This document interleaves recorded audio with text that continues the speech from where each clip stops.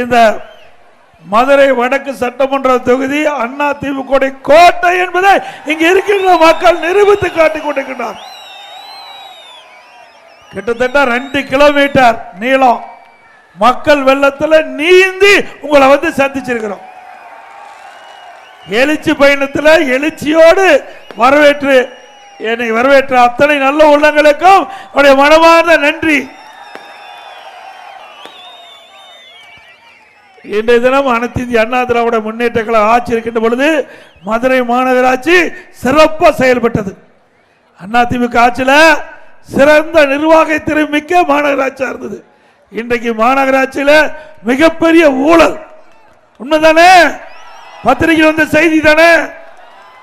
ஆளுங்கட்சி திமுக, ஆளுங்கட்சி சேர்ந்த மேயர், இந்த மதுரையினுடைய மேயர் ஆளுங்கட்சி சேர்ந்தவர். இதுல முறைகேடு 200 கோடி நடந்ததாக பத்திரிகை செய்தி. சொத்து வரியில 200 கோடி ஊழல் செஞ்சிருக்கிறாங்க, முறைகேடு செய்ததாக பத்திரிகைலாம் செய்தி வந்திருக்குது. இந்த அரசாங்கமே விசாரிக்கப்பட்டிருக்கிறாங்க.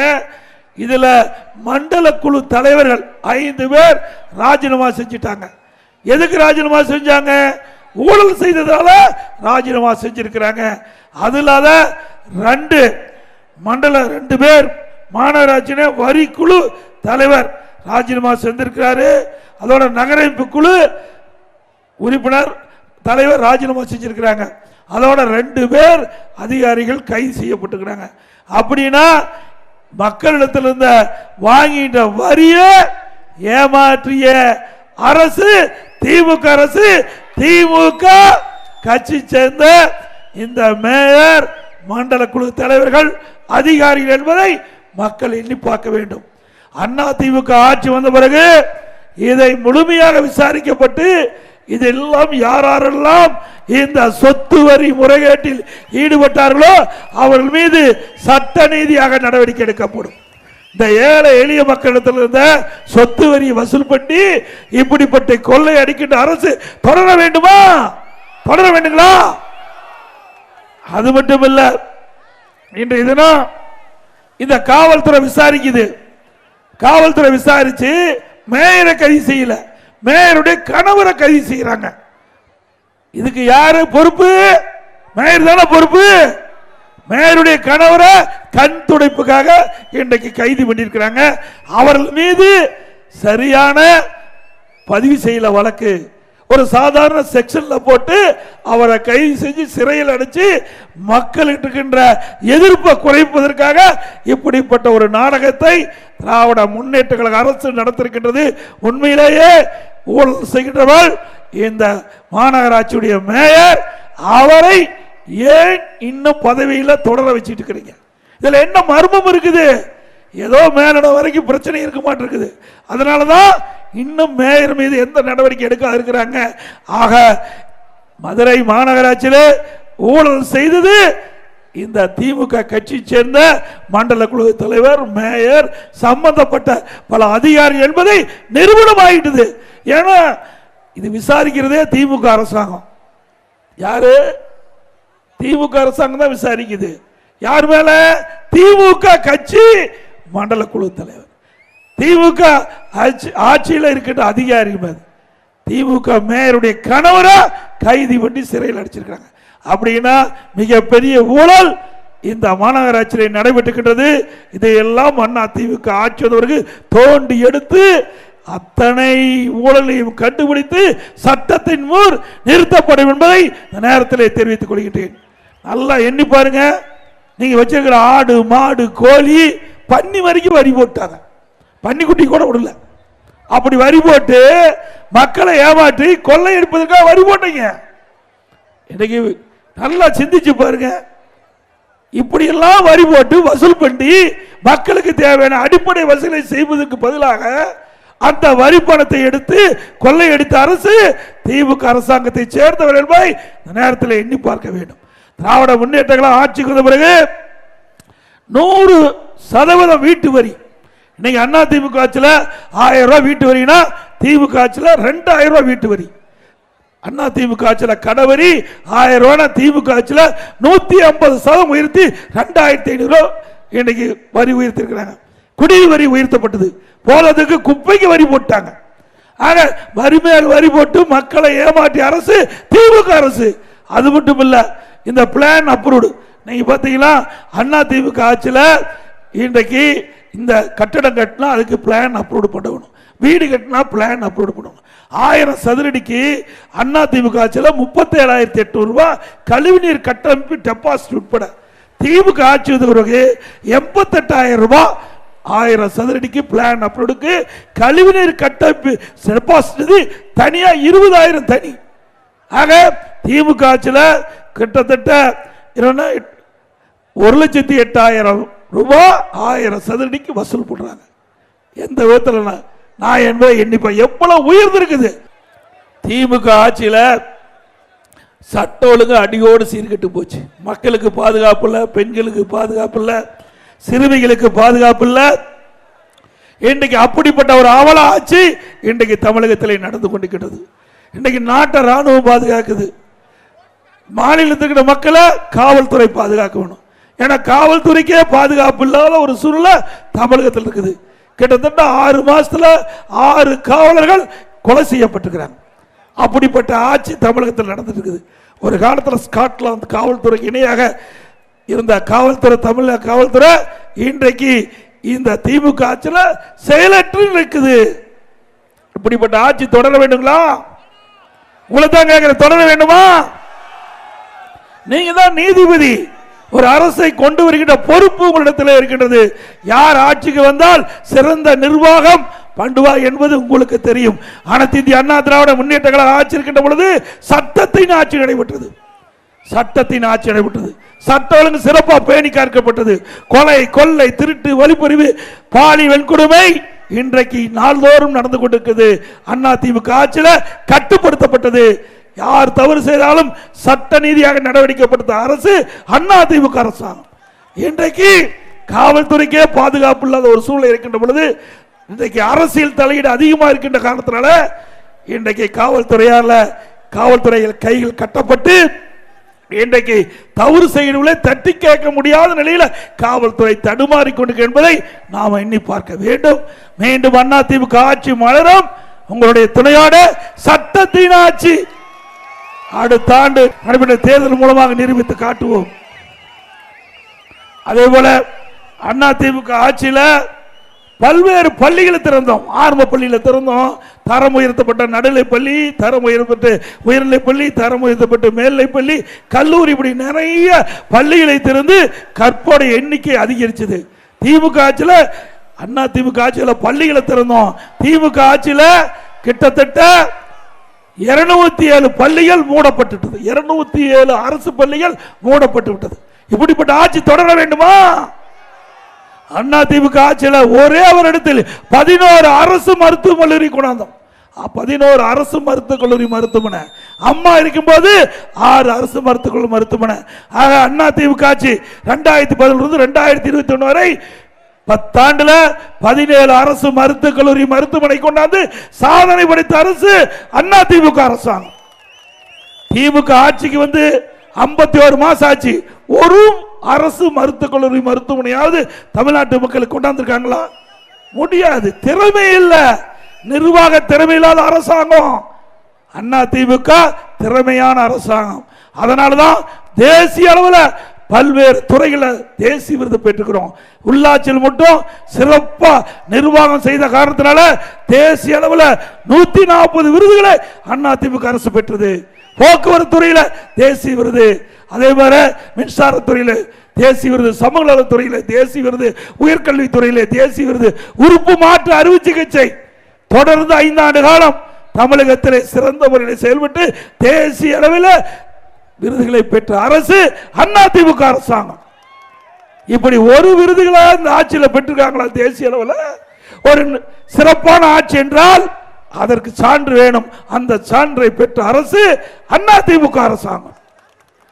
அது மட்டுமல்ல, 21 பாலிடெக்னிக் அண்ணா திமுக ஆட்சியில் 10 ஆண்டுல 67 கலை மற்றும் அறிவியல் கல்லூரி கொண்டிருக்கிறோம். 4 பொறியியல் கல்லூரி, 4 வேளாண்மை கல்லூரி, 5 கால்நடை மருத்துவக் கல்லூரி, ஆராய்ச்சி நிலையம், பிடெக் கல்லூரி, ஐடி கல்லூரி, இப்படி சட்டக்கல்லூரி 7 சட்டக்கல்லூரி கொண்டாந்துருக்கிறோம்.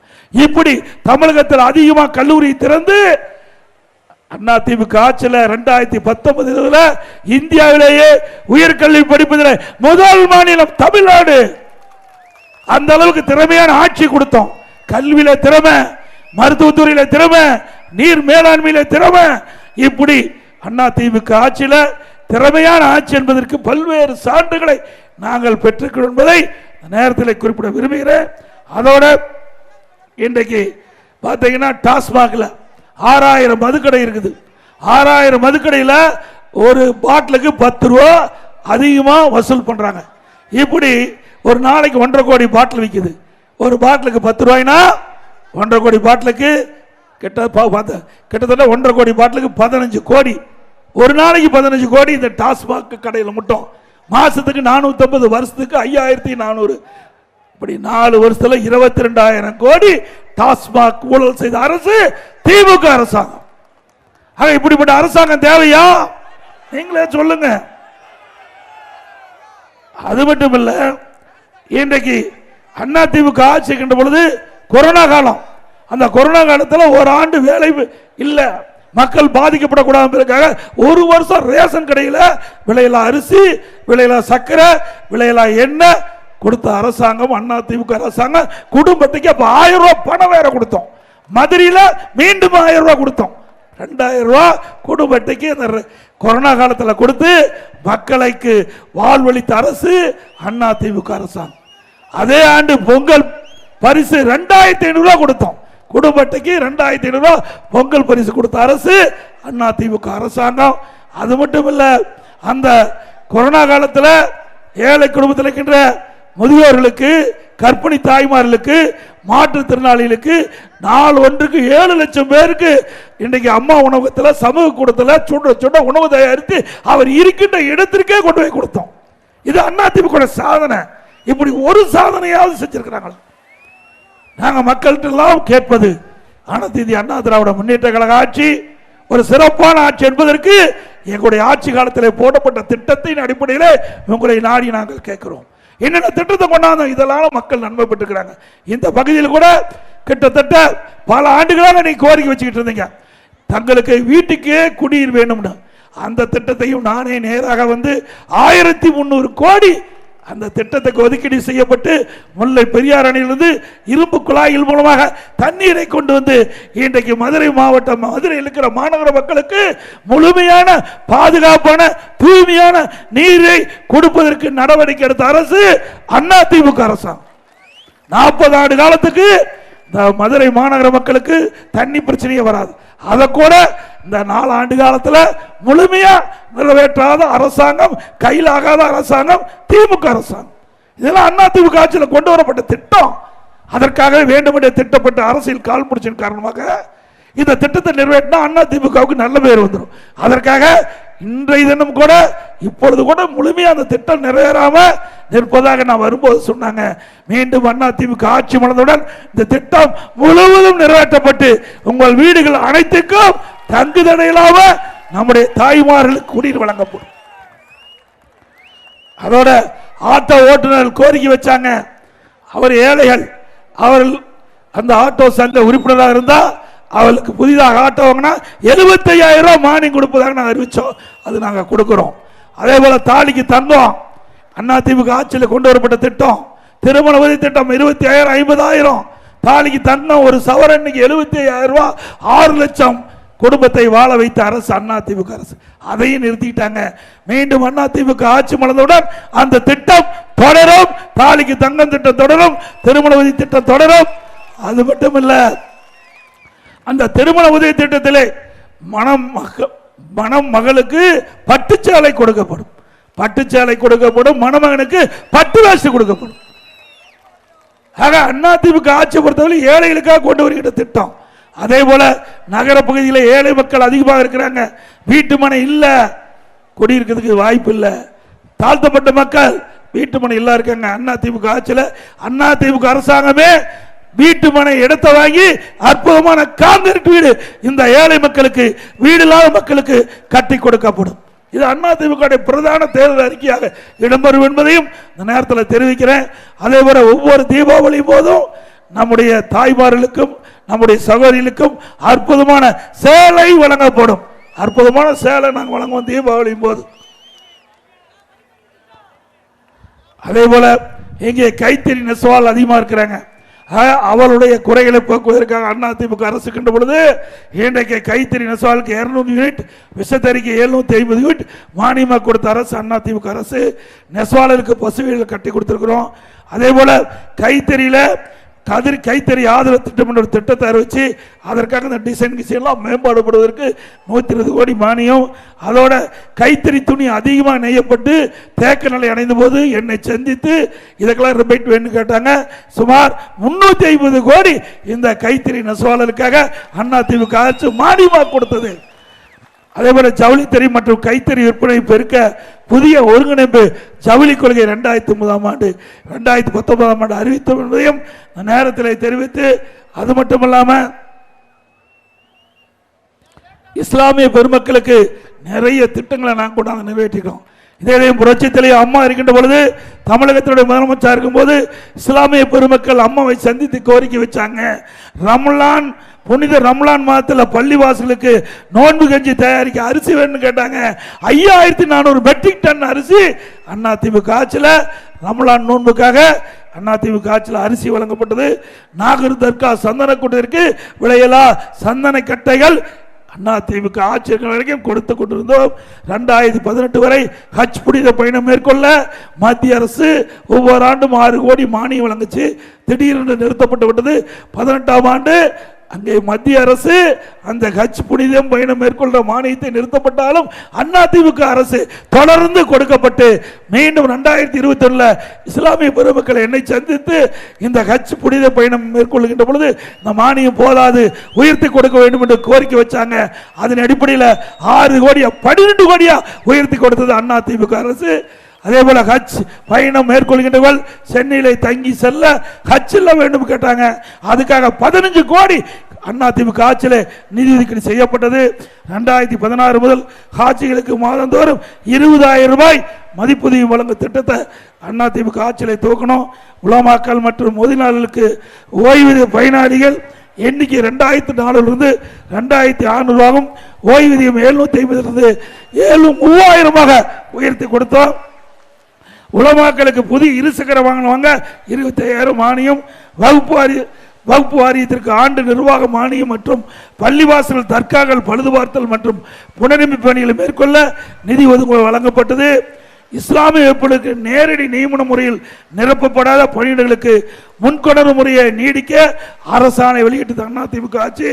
2018ஆம் ஆண்டு கஜா புயல்ல பெரும் வெள்ளத்தால நாகூர் தற்காலிக குளக்கரை பாதிக்கப்பட்டது. அந்த குளக்கரையை சரி செய்ய நானே நேரடியாக பார்வையிட்டு 4.25 கோடி அதற்காக நிதி ஒதுக்கீடு செஞ்சு குளக்கரையை சீர் செய்த அரசு அதிமுக அரசு. சிறுபான்மை பொருளாதார மேம்பாட்டு கழகம் அமைத்தது அதிமுக அரசாங்கம். அதே போல இன்றைக்கு பாரத ரத்னா டாக்டர் APJ அப்துல் கலாம் நினைவாக ராமநாதபுரத்தில் கலை மற்றும் அறிவியல் கல்லூரி கொண்டாந்தது அதிமுக ஆட்சியில். 2017 திண்டுக்கல்லில் ஹைதர் அலி மற்றும் திப்பு சுல்தான் அவருடைய வாழ்க்கை வரலாறு குறித்து மணிமண்டபம் திறக்கப்பட்டது அதிமுக ஆட்சியில். கன்னியாமிக்கு காகிதம் இல்லத்தவர்களுக்கு சென்னையில் மணிமண்டபம் அமைத்தது அதிமுக. எவ்வளவும் செஞ்சது நாங்க. ஆனா வேண்டுமென்றே திட்டமிட்டு திமுக கட்சியை சேர்ந்தவர்களும் திமுக தலைமையில் இடம்பெற்றிருக்கின்ற கூட்டணி கட்சி எல்லாம் திட்டமிட்டு அவதூறு பிரச்சாரத்தை பேச்சு வராங்க. சிறுபான்மை மக்களை கண்ணை இமைகாப்பதை போல காத்த அரசு அதிமுக அரசாங்கம். கிறிஸ்தவ பெருமக்களுக்கு பல நன்மைகளை அதிமுக ஆட்சி செய்யும். இந்தியாவிலே முதல் முறையாக கிறிஸ்தவ மகளிர் சுய குழுக்கள் அமைக்கப்பட்டு அவர்களுக்கு மானியத்துடன் கூடிய கடனுதவி வழங்கணும். கிறிஸ்துவ தேவாலயத்தின் புனரமைக்கு 5 கோடி ரூபாய் உயர்த்தி கொடுத்தோம்.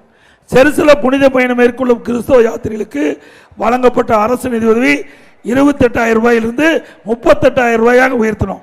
கிறிஸ்துவ அரசவர்களுக்கு ஜெருசல புனித பயணம் தனியாக ஒதுக்கீடு செய்யப்பட்டது. சிறுபான்மை மாணவர் உதவித்தொகை ஆண்டுதோறும் முழுமையாக கொடுக்கப்பட்டது. 2011 முதல் 2021 வரை சிறுபான்மை வகுப்பைச் சேர்ந்த 37,16,000 மாணவ மாணவிக்கு சுமார் 885 கோடி ரூபாய் கல்வி உதவித்தொகை கொடுத்தது.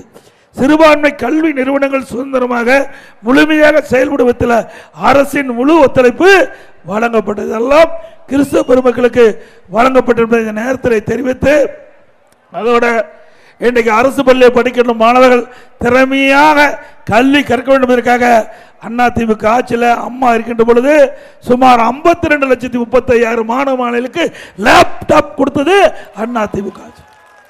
கொரோனா காலத்தில் பள்ளிகள் மூடப்பட்டது, கல்லூரிகள் மூடப்பட்டது. கல்லூரியில் படிக்கின்ற மாணவர்களுக்கு ஆன்லைனில் வகுப்பு, ஆன்லைனில் தேர்வு. அவர் நல்லா எழுதி பட்டப்படிப்பு படித்தாங்க, பட்டம் வாங்கினாங்க.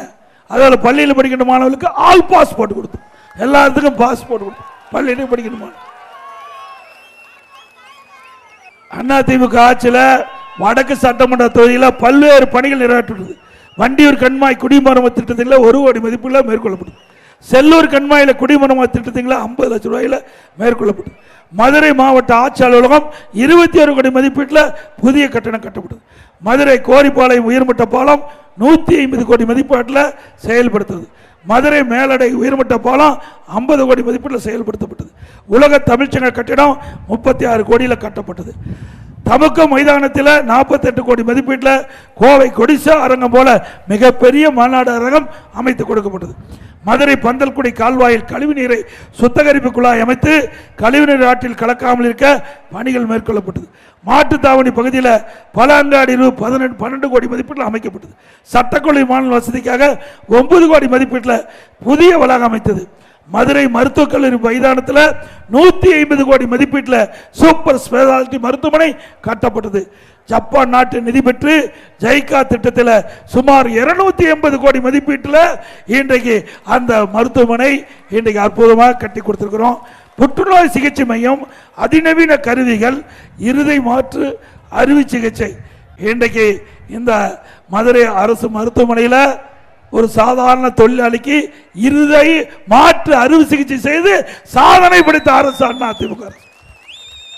அது மட்டுமல்ல, திண்டுக்கல்ல 2 கையும் இல்லாத ஒரு தொழிலாளி என்னை சந்தித்து 2 கையும் பொருத்த வேண்டும் என்று கோரிக்கை வச்சார்கள். நான் மக்கள் நல்வாழ்வுத்துறை அமைச்சரை அழைத்து இப்படிப்பட்ட கோரிக்கை வந்திருக்குது, இதை நிறைவேற்ற முடியுமா என்று கேட்டேன். ஒரு மருத்துவ குழு அமைத்து அந்த தொழிலாளியை பரிசோதனை செய்து இறந்தவர் உடலிலிருந்து 2 கையை எடுத்து அவருக்கு பொருத்தி இன்றைக்கு நலமோடு வளமோடு 2 கையும் செயல்படுகிறது. திமுக ஆட்சியில் கையோட போனா கையில்லாத வருவாங்க. கால்பந்து வீராங்கனி காலுக்கு ட்ரீட்மெண்ட் போய் உயிரோட போனாங்க, உயிரில்லாத வந்தாங்க. இப்படி திமுக ஆட்சியில், இப்படி அண்ணா திமுக ஆட்சியில் இப்படி மருத்துவத்துறை அற்புதமாக செயல்பட்டது. எய்ம்ஸ் மருத்துவமனையே அண்ணா திமுக ஆட்சியில் தான் கொண்டு வந்து ஏழை எளிய ஒடுக்கப்பட்ட நசுக்கப்பட்ட தாழ்த்தப்பட்ட மக்களுக்கு அற்புதமான சிகிச்சை அளிப்பதற்காக அண்ணா திமுக ஆட்சி இருந்த பொழுது பாரத பிரதமரை நேரடியாக அழைத்து வந்து நான் முதலமைச்சர் அந்த காலத்தில் அடிக்கல் நாட்டினோம். அந்த திட்டம் விரைந்து செயல்பட்டு அடுத்த ஆண்டு அண்ணா திமுக ஆட்சி அமைந்தவுடன் எய்ம்ஸ் மருத்துவமனை திறக்கப்படும். இந்த மக்களுக்கு தேவையான உயர்தர சிகிச்சை அளிக்கப்படும். அதோட அடுத்த ஆண்டு நடைபெற்ற சட்டமன்ற பொதுத் தேர்தலில் அண்ணா திமுக வேட்பாளர் நிறுத்தப்பட்டால் அவருக்கு இரட்டை சின்னத்திலே வாக்களித்து, கூட்டணி கட்சி வேட்பாளர் நிறுத்தா அவருக்கு அந்த கட்சி சின்னத்தை வாக்களிக்க வேண்டும் என்று அன்போடு கேட்டு, மக்களை காப்போம், தமிழகத்தை மீட்போம்.